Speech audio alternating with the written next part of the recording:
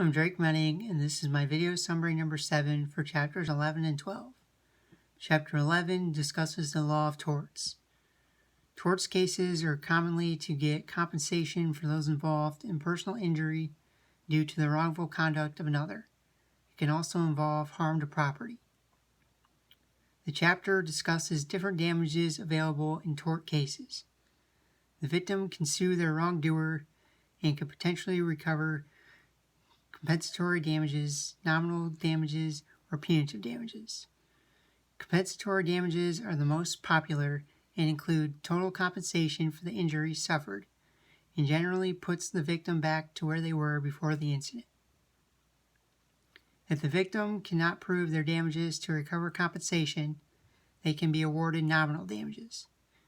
It is usually a very minimal amount, but will allow the victim to be awarded punitive damages, as those cannot be awarded on their own.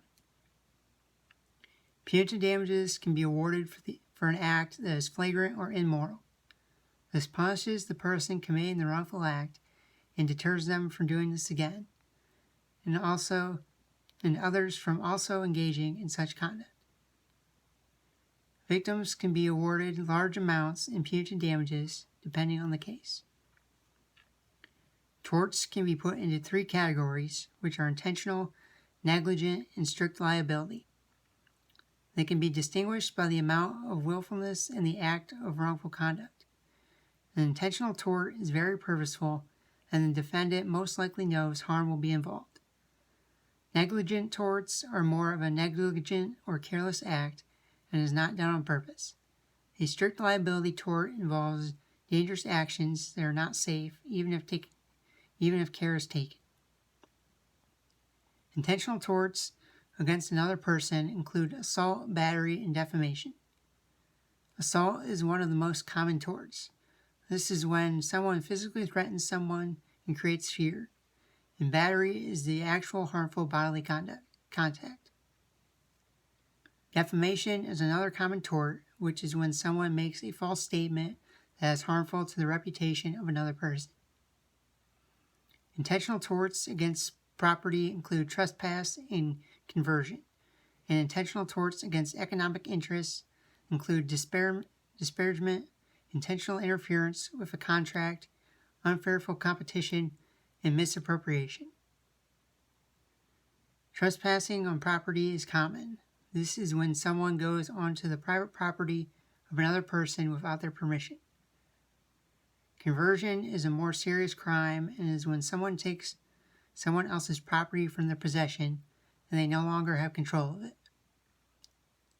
Torts against economic interests usually occur in a business setting. Disparagement is when someone harms the reputation of a business by making a false statement about the businesses or a product, and the business suffers an economic loss because of this. Negligent torts include negligence or careless action that results in harm.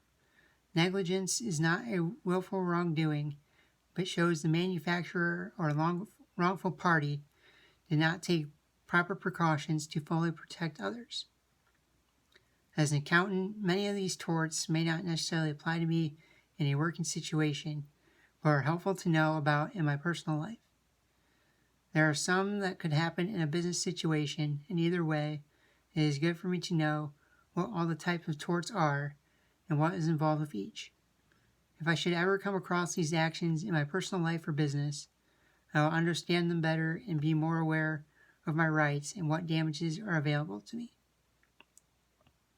Chapter 12 discusses product and service liability law. The first main topic is theories of recovery in product liability cases, which are negligence, breach of warranty, and strict product liability, and shows how they are related to tort law. Negligence is commonly used as a defense in a product liability case. There are 6 common actions for these cases. The most common is negligent failure to warn. It must be proven that the defendant should have known that with ordinary use a product would be dangerous without warning from the manufacturer. Other actions are negligent provision of an inadequate warning, negligent design, negligent manufacture, negligent testing, or failure to test, and negligent advertising. The next topic discussed is strict liability in contract for breach of warranty. A warranty is a guarantee that a product will perform to a certain standard, and if it does not meet those standards, there is a breach of warranty and the buyer can recover damages against the manufacturer. Implied warranty are not specifically stated, but are presumed. Express warranties are those that are clearly stated. An implied warranty of merchantability basically guarantees that an item is fit for normal use unless stated. A consumer can sue for breach of implied warranty of merchantability if a product does not meet the standards of merchantability and the consumer is injured as a result.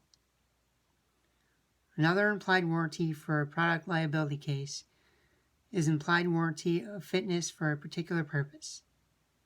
If a seller tells the consumer a product can be used for a specific purpose and it cannot, and the consumer is injured as a result of trying to use it, they have a valid case for a breach of warranty of fitness for a particular purpose. A manufacturer can also be liable for breach of express warranty if the goods are not as described, the goods do not do what the seller claimed, or the goods failed to be the same as the sample provided by the manufacturer.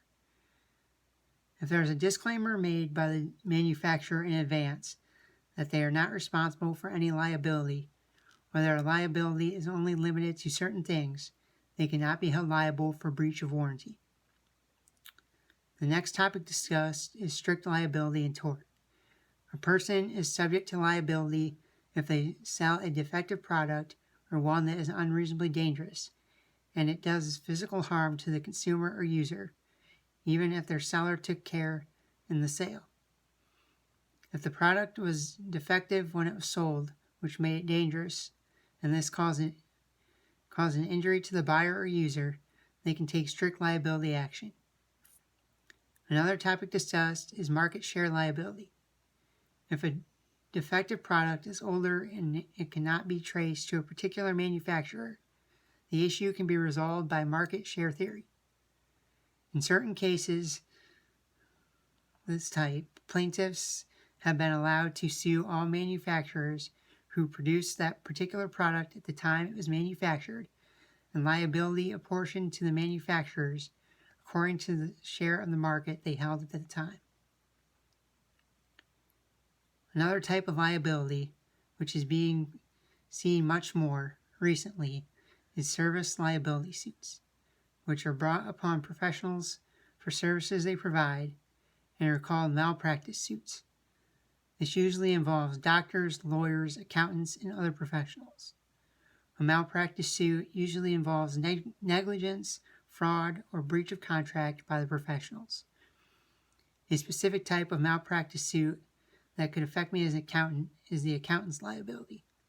Accountant's liability cases have increased over the years, especially from securities laws. Their liability for malpractice usually comes from cases of fraud, negligence, or breach of contract. In my profession, I will need to be careful in all my work and know what is expected of my work by my clients to avoid any types of service liability or malpractice suits involving negligence, fraud, or breach of contract. While other topics discussed involving manufacturers and product liability will not necessarily pertain to my job, they are helpful to know about as a consumer. Learning and knowing about the types of product liability and my rights as a consumer is important and useful information to have.